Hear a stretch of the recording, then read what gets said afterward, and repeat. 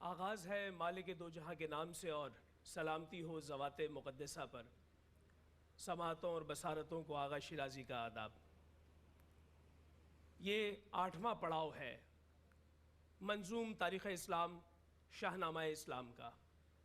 فردوسی نے شاہنامہ اسلام تخلیق کیا اور اس کے بعد ابوالاسر حفیظ جالندری پاکستان کے قومی ترانے کے خالق، انہوں نے اسی خیال کو مستعار لے کر اردو میں، جیسے پہلے فارسی میں ہوا تھا، اردو میں اسے تدوین کیا۔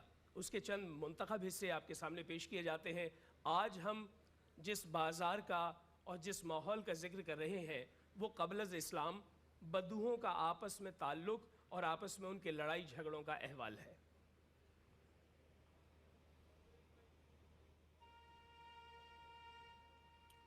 یہ محفل گرم تھی لیکن یہاں ایک اور گل پھولا، اٹھا شور ایک طرف سے شاعر اپنی داستاں بھولا۔ پڑی افتاد کوئی ہو گئی بزم سخن برہم، کوئی طوفان اٹھا جس نے کر دی انجمن برہم۔ جمے تھے کان ان کے شاعروں کی داستانوں پر، مغلظ گالیاں کیوں آ گئی ان کی زبانوں پر۔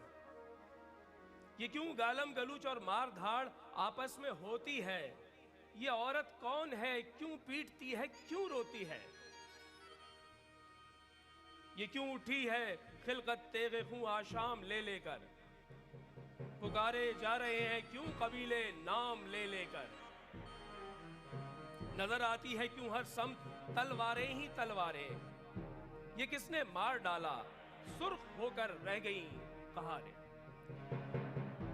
سبب اس برہمی کا کچھ نہیں کھلتا خدا جانے، یہ باہم جنگ کیوں کرنے لگے ہیں اٹھ کے دیوانے۔ سبھی الجھے ہوئے ہیں کون سنتا ہے کون کہتا ہے، مگر لاشوں پہ لاشیں گر رہی ہیں خون بہتا ہے۔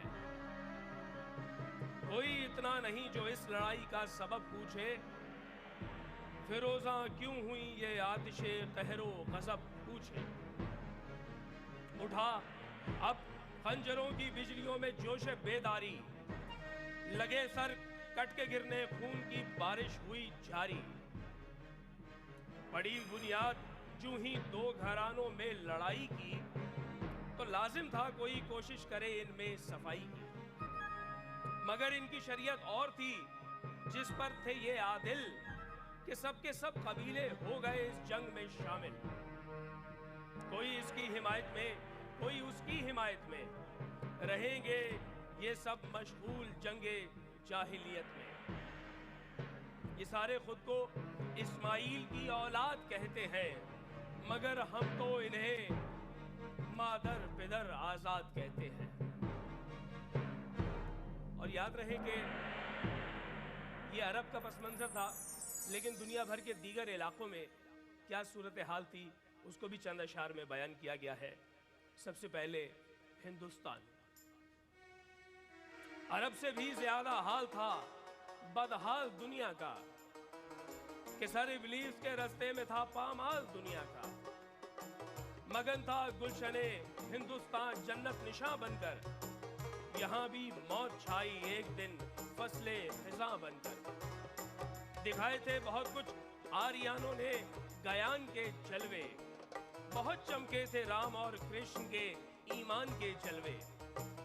یہ ہادی تھے مگر ان کو خدا کہنے لگے ہندو، نرو مادہ کو دیوی دیوتا کہنے لگے ہندو۔